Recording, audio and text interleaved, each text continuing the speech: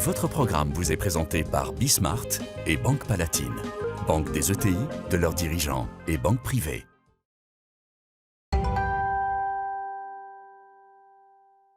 Donc, Laurence Daziano, prof à Sciences Po, et Frédéric Ancel. Bonjour, Bonjour. Frédéric. Vous venez nous voir d'ailleurs avec un... Alors, c'est un manuel d'ailleurs, Atlas des frontières. C'est les deux, c'est un atlas, c'est un manuel. Ça sert beaucoup de la première à l'agrégation, puisque les frontières sont au programme systématiquement pour les années à venir. Et donc, je le recommande chaudement. Mais agrègue de quoi? Agrègue d'histoire, de géographie mais comme vous le savez, maintenant, la géopolitique, on la commence en première. Première leçon de géographie d'ailleurs. Une frontière est une ligne politique. Ah, c'est politique. Voilà. La géographie ne décide de rien du tout. On Voilà. utilise la géographie pour établir des frontières qui ne sont que des conventions. Laurence? Et qui fait ensuite la géopolitique des États, effectivement, et la politique des États. Exactement. Et les frontières ne sont pas qu'interétatiques. D'ailleurs, avec mon camarade Hugo Billard, nous insistons même sur le fait que les frontières, parmi les plus difficiles, brûlantes, sanglantes même, au fond, sont les frontières sociales, au sein même d'un certain nombre d'États. Pensez par exemple à des faubourgs ou des quartiers extraordinairement difficiles, en Amérique latine par exemple, ce qu'on appelle les favelas. Vous avez des frontières sociales qui sont extrêmement marquées au sol. Bien évidemment, on se trouve dans le cadre d'États constitués, mais en réalité, ces frontières sont plus brûlantes que celles. Et même on se trouve dans le cadre d'État, mais limite, enfin, je me souviens, c'était il y a combien de temps cette image qui nous a tous frappés du gouvernement mexicain qui veut arrêter un très important trafiquant de drogue, qui envoie l'armée, et l'armée est repoussée. Vous vous souvenez de ces images incroyables? L'armée est repoussée, en fait, par les trafiquants. Et elle est repoussée d'où? D'un espace, d'une façon ou d'une autre. Voilà. Et cet espace était représenté, au sens des représentations lacostiennes de mon maître Yves Lacoste, cet espace était nécessairement représenté par ces gangsters, on va les appeler comme ça, comme un espace quasi souverain. Alors évidemment, on est toujours dans l'État mexicain, mais là, le problème n'est plus du tout là. Et alors, pour le coup, juste finir là-dessus sur ce qui va sans doute être l'un des sujets du moment, c'est-à-dire Taïwan.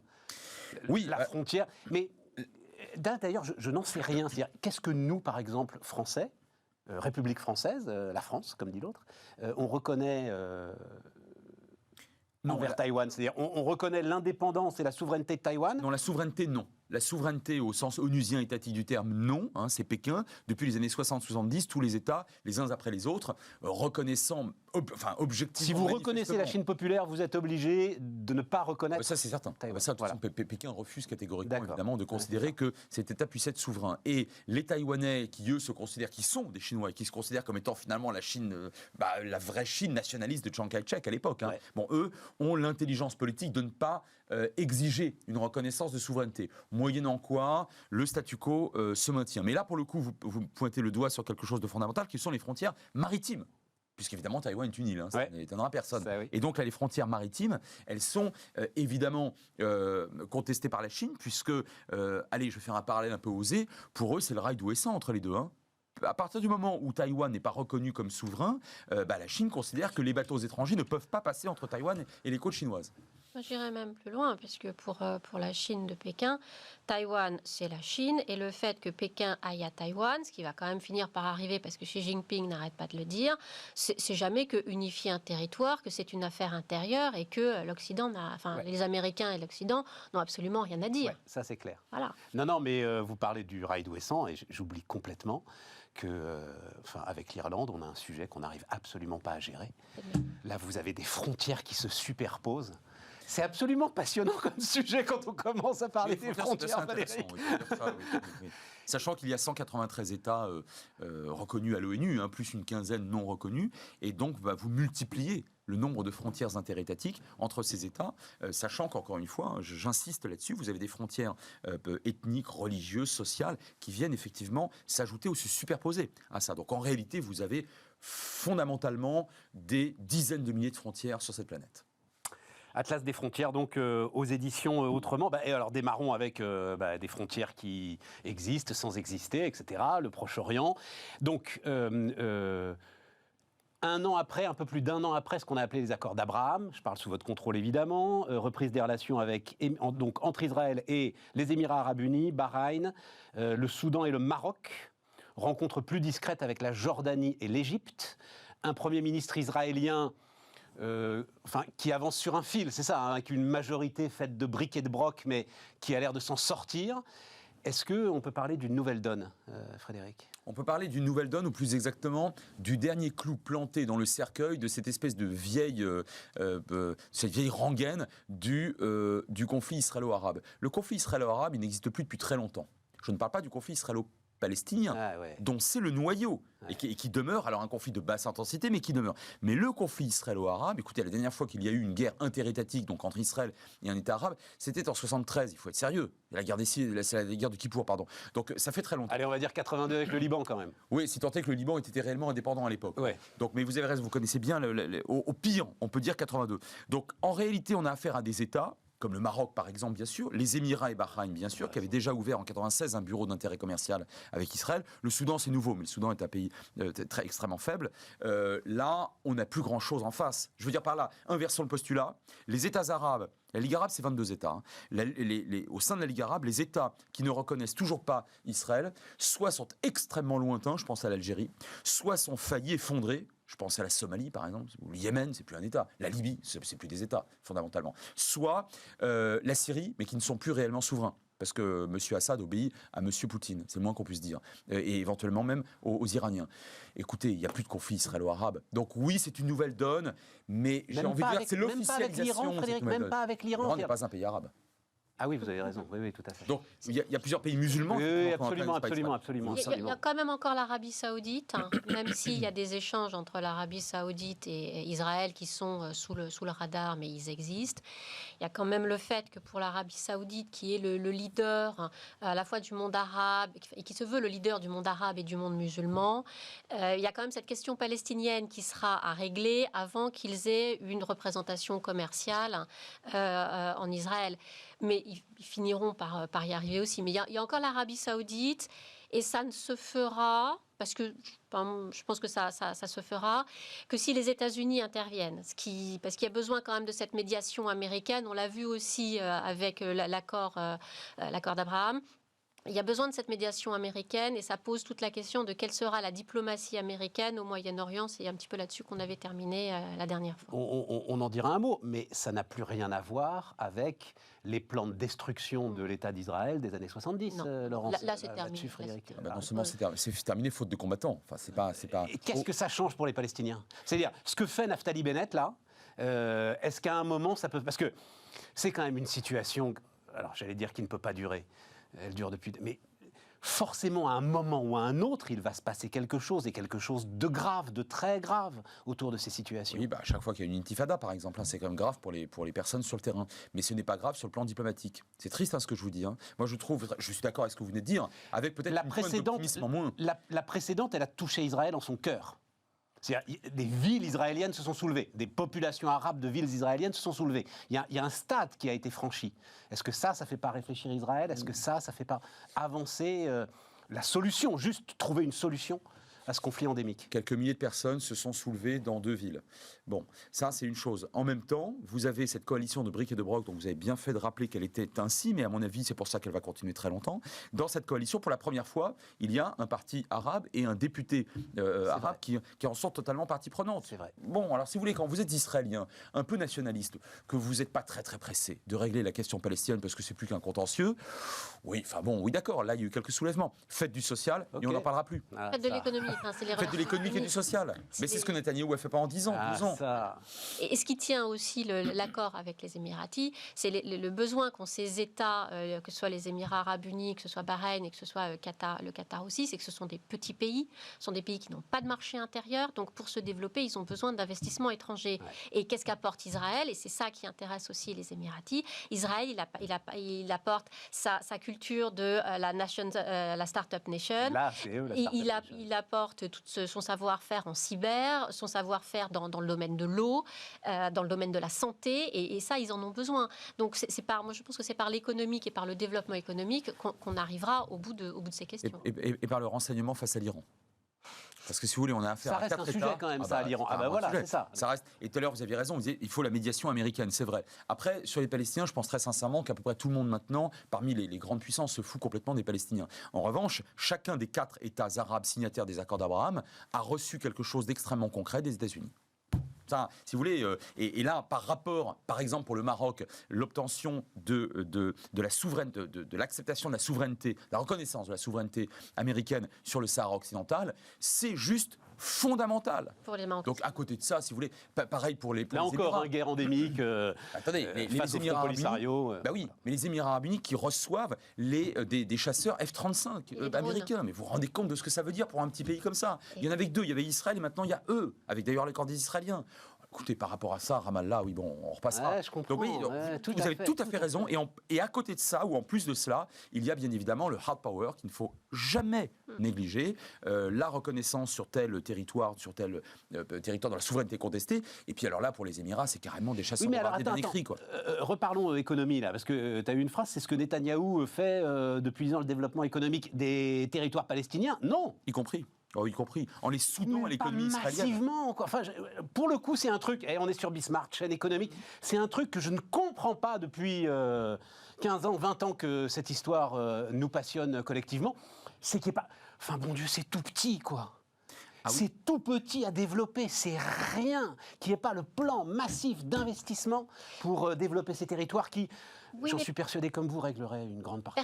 personne n'a intérêt, enfin personne n'a trouvé encore l'intérêt à le développer. Quand on voit dans les accords d'Abraham, les flux économiques depuis à peu près un an, depuis que les accords ont été signés, c'est encore modeste. Les Israéliens ont investi à peu près 100 millions de dollars aux Émirats arabes unis. Les Émirats arabes unis, c'est 80 millions dans l'autre sens. Les États-Unis avaient cautionné la création d'un fonds qui d'ailleurs a été stoppé par l'administration Biden pour que les pays membres de l'accord investissent ailleurs que dans leur propre pays. Mais personne n'a été intéressé d'investir, que ce soit les Émirats arabes unis, Bahreïn, le Maroc, et personne n'a été intéressé d'investir non plus à Gaza. Donc, c'était le plan de Kushner, c'était le plan de Monsieur Gendre, c'était le plan le plan Trump, qui était effectivement, qui parlait d'investissement massif sur la région. Du siècle. Oui, c'est vrai, mais en accordant sans doute trop d'importance à l'économie par rapport aux politiques, parce qu'à la fin des fins, Mahmoud Abbas, le président de l'autorité palestinienne, il vous dit: vous êtes bien gentil avec tous vos dollars, mais nous, ce qu'on veut, c'est des frontières. C'est la souveraineté politique. Ouais, c'est ça. Ah oui, mais ça c'est c'est le premier point. Le deuxième point, Gaza, zone franche, comme Shimon Peres, prix Nobel de la paix, feu Shimon Peres, on avait parlé dans les années 80. Vous croyez que ça fera plaisir à l'Égypte voisine, ça? Mais pourquoi pas? Ah, mais parce que le port d'El Arish, il va être concurrencé. Et l'Égypte va être durement concurrencée dans ses ports par une zone franche à Gaza. Et vous croyez que la Jordanie, qui est l'un des 20 pays les plus pauvres du monde, vous croyez que la Jordanie, avec son petit port à Aqaba, ne va pas être concurrencée par Gaza? Vous plaisantez? Ah non, moi je pense que dans la région, on a beau être empathique, je parle du côté arabe, vis-à-vis des Palestiniens, on l'est jusqu'à une certaine limite. Et la limite, je vais vous dire, elle est de plus en plus étroite, de plus en plus restreinte. Pour des pays qui en plus sont en grande difficulté économique, parce que la Jordanie avait été déjà affaiblie par les réfugiés syriens avant la pandémie, donc la pandémie n'a rien arrangé, et l'Égypte, elle, est une économie qui aujourd'hui est totalement subventionnée par l'Arabie Saoudite. Donc ce sont en plus des pays qui sont en difficulté économique, donc ils ne peuvent pas se permettre en plus d'avoir... Vous avez quand même, si jamais à un moment la paix s'installe, l'un des potentiels touristiques les plus incroyables du monde. Enfin, cette zone de la mer Rouge est exceptionnelle. Tous ceux qui un jour ont pu mettre des bouteilles et descendre au fond le savent. Manifestement, monsieur a plongé. Monsieur a plongé dans l'espoir et l'optimisme. À tout point. Oui, mais alors là, ça va concurrencer les projets saoudiens qui sont au nord de la mer Rouge. Donc, Non, mais je comprends que l'économie, c'est passionnant. Mais l'économie, c'est du plus et c'est du moins. C'est toujours pareil, mais c'est comme le politique, tout dépend par quel bout vous la prenez. Non, c'est pas du plus et du moins. Pour moi, c'est une mayonnaise qui monte quand on l'agite. Alors, à condition que ça serve l'ensemble des gens qui se trouvent dans la région. Mais à partir du moment où, comme vous l'avez dit, à partir du moment où il y a une concurrence extrêmement rude, les voisins, franchement, ils préfèrent d'abord récolter ce qu'ils peuvent récolter sur leur propre territoire exclusif en termes de tourisme. Un mot du Liban, là encore, c'est des souvenirs de jeunes journalistes, mais quand j'ai vu, j'avais complètement oublié, Samir Jaja, donc pardon, si vous avez mon âge, vous êtes intéressé à l'actualité internationale, ça vous dira quelque chose. Samir Jaja, Nabi Berri, c'est-à-dire c'était les chefs de guerre des années 80. Les gars sont toujours là, mais c'est ahurissant, toujours au même endroit, toujours au même poste, toujours à faire la même chose. Je ne sais pas si vous avez un commentaire là-dessus, je voulais juste dire ça, moi. Tu viens de dire le problème, l'obstacle, pas majeur, fondamental au Liban.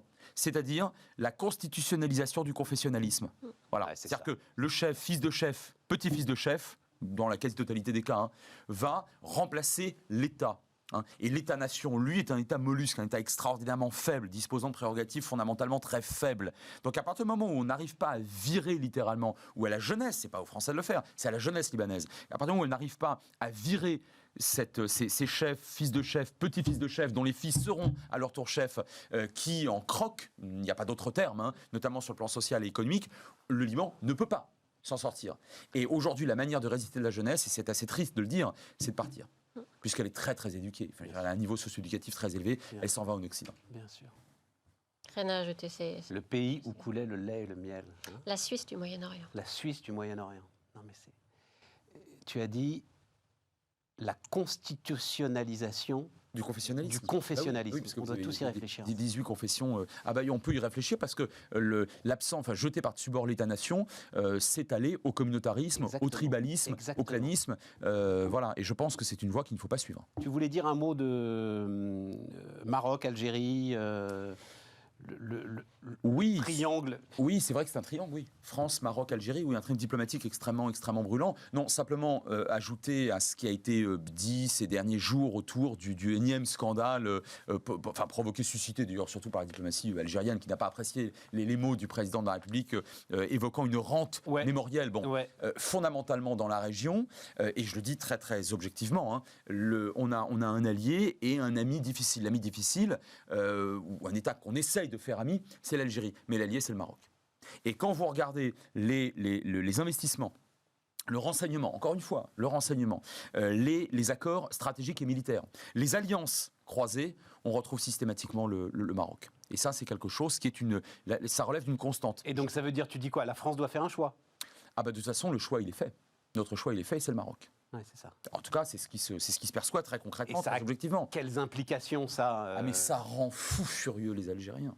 Parce qu'au-delà de la rente mémorielle, ils considèrent qu'eux aussi, ils doivent avoir un rôle à jouer. Alors c'est vrai d'ailleurs dans la... Mais ils sont en conflit les deux, Algérie et Maroc? Ils sont au bord de la guerre. Les frontières sont à nouveau fermées. On est à la limite de la guerre. Mais sur quel motif? Ça m'a échappé, ça. Alors il y a plusieurs... Pardon, je te sais pas. Non, le motif principal, c'est le sort du Sahara occidental. D'accord. Bon, donc le Maroc revendique depuis le départ des Espagnols en 1975 et que l'Algérie a toujours dénoncé. Alors sur le Maroc, et l'Algérie soutient donc le Front Polisario. Il existe encore alors, c'est-à-dire c'est comme. Alors il existe encore. Il a pour l'essentiel perdu sur le terrain. Il est retranché derrière cette fameuse triple ligne de mur. Alors sur les revendications du Maroc, on peut toujours en discuter. D'ailleurs, au sein de l'Union africaine, on en discute. À l'ONU, on en discute. Mais ce qui est sûr, c'est que la prétention territoriale algérienne ne s'appuie sur rien. Enfin, sur la bi-océanité peut-être. Mais moi, si j'étais algérien, j'aimerais bien avoir une ouverture maritime à la fois sur la Méditerranée et sur l'Atlantique. Donc on peut le comprendre. Et on revient à la géopolitique et à la géographie. Mais sur le plan strictement identitaire et historique, l'Algérie n'a aucune prétention sur le Sahara, alors que le Maroc peut prétendre. Mais alors là, on se retrouve... Laurence, je vous en prie. On se retrouve dans une situation qu'on décrivait aussi quand on parlait de la Chine, c'est-à-dire deux pays qui ont de graves problèmes intérieurs et qui pourraient commettre l'erreur fatale qu'on a vue souvent pendant l'histoire, c'est-à-dire essayer d'en sortir par une offensive patriotique, j'en sais rien, enfin voilà, quelque chose de militaire, parce que si tu dis au bord de la guerre, c'est... Oui. Bon, je pense que l'un et l'autre jouent quand même la carte de la dissuasion, c'est-à-dire que ce que coûterait une intervention militaire, et ils le savent très bien, coûterait davantage, donc serait beaucoup plus lourd que de ne pas faire la guerre, si vous avez compris ma phrase un peu alambiquée. Oui, tout à fait. Et par ailleurs, on dispose quand même de part et d'autre de la frontière fermée des flottes de chasseurs bombardiers tout à fait sérieuses. Donc on risque de se faire très mal. À la fin des fins, pourquoi? Parce que le paradoxe, c'est qu'il n'y a même pas de conflit réellement frontalier entre les deux pays.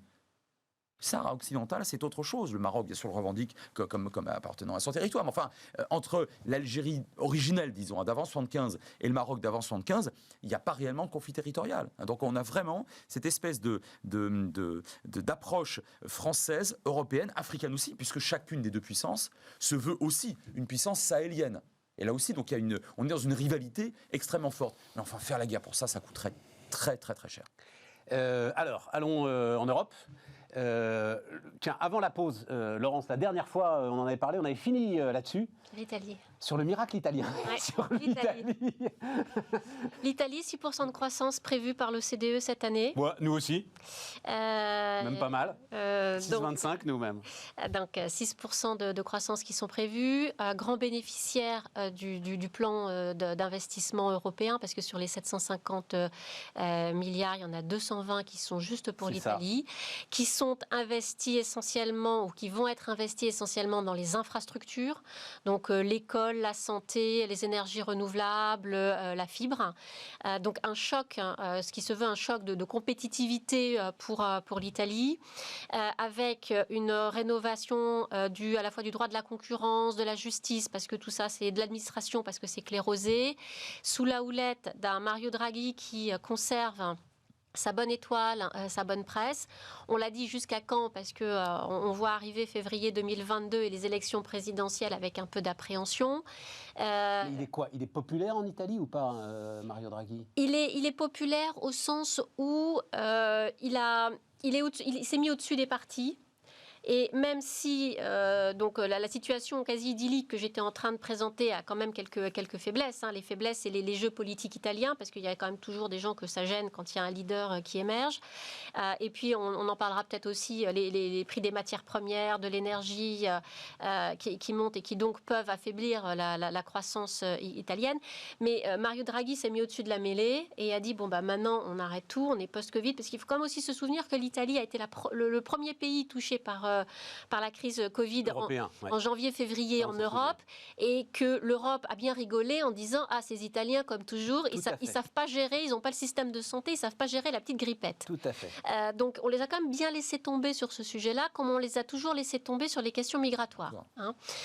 Donc, on s'est un peu moqué des Italiens. D'où d'ailleurs, sans doute, les 220 milliards qui sont quelque part le prix de notre rédemption, quoi. Voilà. Peut-être aussi. Ouais. Et du coup, Mario Draghi, qui est arrivé en Italie, qui est arrivé à la présidence du Conseil, avec son aura de président de la Banque Centrale Européenne, donc quelqu'un qui fait les choses, parce qu'il avait quand même sauvé l'euro aussi pendant la crise 2008-2009, et qui, pour l'instant, arrive à maintenir le couvercle politique qui pourrait, les jeux des partis en Italie, qui pourraient tenter de vouloir le déstabiliser, qui arrive à maintenir ça pour faire ses réformes. Il a mis en place aussi une structure permanente pour gérer les fonds européens. J'ai vu ça. Attends, il faut le décrire, c'est un truc de dingue quand même. Donc, examen tous les 6 mois par la Commission européenne. Alors en plus, il y a des rapports d'étape à envoyer très régulièrement, c'est-à-dire un suivi d'un projet. Mais c'est déjà fléché. Voilà. Oui. Telle semaine vous faites ça, telle semaine vous faites ça, telle semaine vous faites ça. Donc examen tous les 6 mois par la Commission européenne, 10 échéances jusque 2026. Ce ne sera plus Mario Draghi en 2026, en tout cas pas à la présidence du Conseil. Non, mais enfin, quand tu vois que nous, on ne sait pas ce qu'on a fait des 57 milliards du premier plan de Macron en 2017, tu dis, là, il y a on les a vraiment dépensés, mais ça, c'est un autre sujet. Non, on n'en sait rien, je n'avais pas lu ça, c'est surréaliste. C'est vraiment sous étroit contrôle. Mais attends, sous étroit contrôle de la Commission européenne de Bruxelles. Mais donc aussi, est-ce que le souverainisme atavique italien là va pas se réveiller en disant qu'est-ce que c'est que ces fonctionnaires qui me disent qu'il faut que je fasse la route là? Non, parce qu'il y a aussi la conscience en Italie que c'est un moment où ils ont la possibilité d'enrayer la spirale qui descendait. Et que c'est le moment où il y a un moyen de remettre l'économie sur le chemin avec cette manne quand même qui arrive. On joue notre destin, notre crédibilité, notre réputation. Exactement. Et les Italiens en sont persuadés. Enfin, en tout cas, les agents économiques. En tout cas, les agents économiques suivent. Et il y a une réelle demande, c'est-à-dire que ça repart vraiment, notamment en Italie du Nord, mais parmi les projets que développe Mario Draghi, notamment sur les lignes ferroviaires à grande vitesse, c'est vraiment de réduire le fossé qu'il y a avec le Sud, puisque c'est vraiment de relier le Nord et le Sud. Donc la volonté aussi d'investir dans le Sud et pas seulement dans le Nord. Je lisais juste comme ça, mais les taux horaires de rémunération pour production industrielle. Donc, Allemagne, France, on est à peu près à quelque chose près, 35 € de l'heure, voilà. Hein. Les Italiens sont à 28. C'est-à-dire qu'en plus, ils sont ultra compétitifs si jamais, effectivement, leur industrie se modernise. Et se digitalise.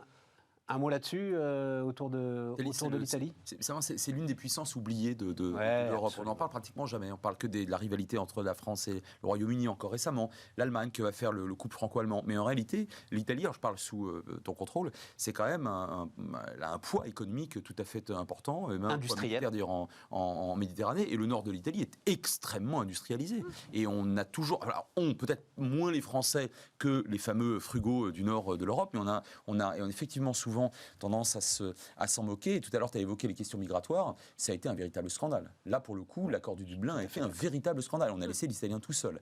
Et je pense que de ce point de vue-là, il doit y avoir... Alors, sauf que l'Italie ne peut pas s'en sortir seule. Elle ne peut pas nous dire, mais puisque c'est comme ça, moi, vous allez voir, je vais me mettre avec... je ne sais pas, avec... bon. Mais l'Italie, je pense... Alors, puis en plus, il n'y aurait aucune légitimité à le faire. Parce que les membres fondateurs du traité de Rome s'appellent le traité de Rome, quand même. Voilà. C'est une certitude. Ouais. Mais ces dernières années, il y a eu une tentative des Italiens de nous démontrer à nous autres Européens qu'il fallait qu'on s'y intéresse davantage, parce que sinon, après tout, les Chinois pouvaient proposer des choses intéressantes. Il n'y a pas que les Italiens, hein. Le port du Pirée en Grèce, le Portugal avec la plus grande usine productrice d'électricité, mais maintenant... C'est du Portugal qui a été racheté, les grids qui ont été...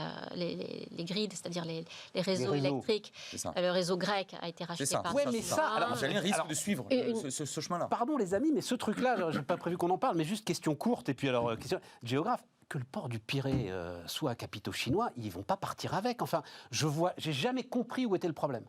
Jamais compris où était le problème. Si ce sont les Chinois qui investissent et qui développent dans le port du Pirée, je comprends bien pourquoi eux le font, parce que c'est une bonne rentabilité, ils achètent de l'euro, ils mettent de la stabilité dans leurs investissements. Je ne vois pas pourquoi nous, ce serait un problème pour nous. Non, ce serait un problème s'il y avait un coup de tabac, c'est-à-dire si l'adversité systémique qui existait entre l'Europe et la Chine d'une part, ou entre les États-Unis et la Chine d'autre part, pour le coup c'est dit par les présidents américains comme ça, hein, virait au vinaigre. Hein. C'est-à-dire s'il y avait, je vous donne un exemple simple, si demain la Chine intervient militairement à Taïwan, ou établit un blocus naval autour du Japon, que sais-je encore, il va bien falloir qu'on réagisse. Et là, on sera bloqué sur nos propres arrières, dans un certain nombre de domaines potentiellement stratégiques. Ça va pas empêcher de décharger ce qu'il faut décharger dans le port du Pirée, ça, Frédéric. C'est toi qui le dis. Ah, d'accord. Eh bien oui, parce que le problème, c'est que les entreprises chinoises indépendantes, ça n'existe pas. Une entreprise chinoise, elle est forcément liée au pouvoir. Et puis alors, plus que jamais. Hein. Plus que jamais. Donc ça veut dire en plus donc, bloquer le port du Pirée, c'est bloquer l'économie, parce que c'est quand même le poumon économique grec. Donc ça bloque l'économie grecque. Et j'arrive pas à croire. 80% de l'électricité du Portugal, qui est un pays de l'OTAN. Hein. Mais c'est pareil. Je veux dire, on a un décret, tu nationalises tout ça et puis t'en parles plus. C'est pareil, les réseaux, ils vont pas partir. Alors, oui, mais nous sommes des démocraties. Donc, d'un trait de plume, on ne nationalise pas tout ça. Pour reprendre ton expression, fin de citation de Stéphane Soumier. Parce qu'on joue. Tu veux dire qu'on respecte vaguement, on respecte vaguement l'état de droit, les règles des contrats. Dont se passe très allègrement un pays qui est de plus en plus dictatorial. Je comprends. Justement, on va en parler. La Russie, dans un instant.